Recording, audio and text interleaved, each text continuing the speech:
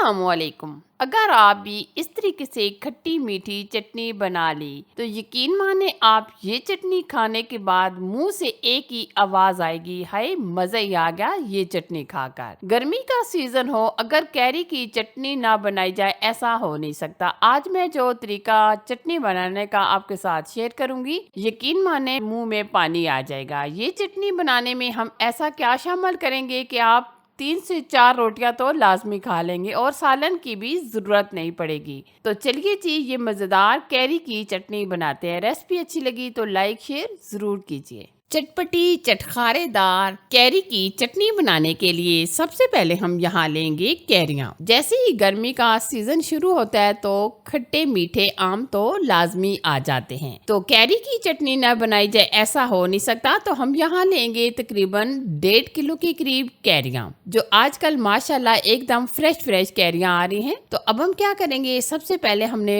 पानी से अच्छी तरीके से धो ली है और अब हम इसका छिलका रिमूव करेंगे। आप अच्छे तरीके से इसका छिलका रिमूव कर लें। कैरी की चटनी सेहत से भरपूर और हाजमे के लिए बहुत ही फायदेमंद होती है। अगर हम कैरी की ये चटनी बना लेते हैं तो एक तो हमारा हाजमा एकदम दुरुस्त हो जाएगा, अगर आपको कब्ज रहती है वो भी एकदम ठीक हो जाएगी, और उसके अलावा हमारा मैदा एकदम चुस्त और दुरुस्त हो जाएगा। तो हम इस तरीके से तमाम मैंगो का छिलका रिमूव कर लेंगे। ये चटनी बनाकर आप लंबे टाइम के लिए रख भी सकते हैं। अब मैं आपको बताऊंगी कि हम इसकी कटिंग कैसे करेंगे। ये थोड़ी सी कैरियां दरमियान में से सख्त हैं, तो हम इस तरीके से मोटे मोटे पीसेस में कट कर लेंगे। ये देखिए इस तरीके से बहुत पतले पीसेस में आप कट ना कीजिएगा, और जो इसका सख्त वाला हिस्सा है वो हम नहीं डालेंगे। इस तरीके से हम तमाम कैरियों को बड़े बड़े पीसेस में कट कर लेंगे। कैरियों की हमने अच्छी तरीके से कटिंग कर ली है। ये देखिए हमने ना पतले कटिंग की है ना ज्यादा मोटे कटिंग की है, बल्कि हमने इस तरीके से ये कटिंग कर ली है। अच्छा जी, अब हम यहाँ लेंगे ऑयल।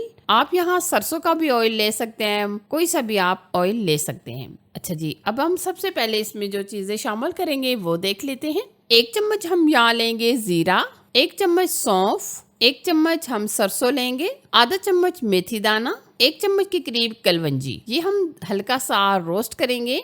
आप ऑयल कोई से भी ले सकते हैं, मस्टर्ड ऑयल लें, नारियल का ऑयल लें, जो आप पसंद करें।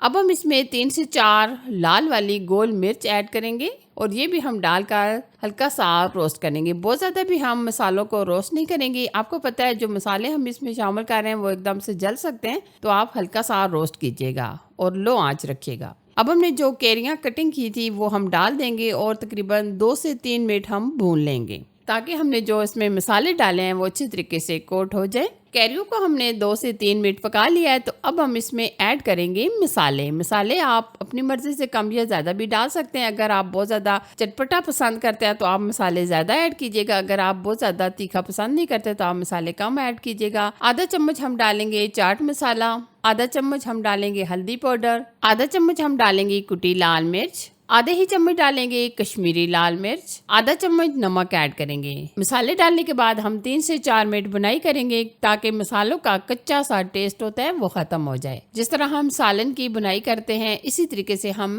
कैरियों की भी बुनाई कर लेंगे, ताकि मसालों का कच्चा टेस्ट खत्म हो जाए। ये कैरी की चटनी इतनी मजेदार और इतनी चटपटी टेस्टी बनती है कि आप समोसों, पकौड़ों, कबाब्स वगैरह के साथ खा सकते हैं, रोटी, नान और राइस के साथ भी एंजॉय कर सकते हैं। मसाले बुनाई करने के बाद हम इसमें ऐड करेंगे तकरीबन 2 गिलास के करीब पानी आप अपने हिसाब से ऐड कीजिएगा। अगर आपकी कैरियाँ सख्त वाली हैं तो आप पानी की मिकदार ज़्यादा डाल दें, अगर आपकी कैरियाँ थोड़ी सी नरम सी हैं, कच्ची सी हैं, तो आप पानी कम डालिएगा। मकसद ये है कि हमने कैरियों को गला लेना है। 5 से 7 मिनट पकाने के बाद आप देख सकते हैं कैरियाँ माशाल्लाह काफ़ी हद तक गल चुकी हैं, और जो हमने इसमें पानी डाला था वो भी काफ़ी हद तक ड्राई हो चुका है। तो अब हम इसको स्वीट सा अमेजिंग सा टेस्ट देने के लिए ऐड करेंगे गुड़। ये हमने तकरीबन 150 ग्राम गुड़ लिया है। गुड़ आप अपने हिसाब से ले सकते हैं, अगर आप गुड़ नहीं पसंद करते तो आप चीनी भी डाल सकते हैं, लेकिन गुड़ ऐड करने से इसका टेस्ट बहुत ही अमेजिंग और ज़बरदस्त हो जाएगा।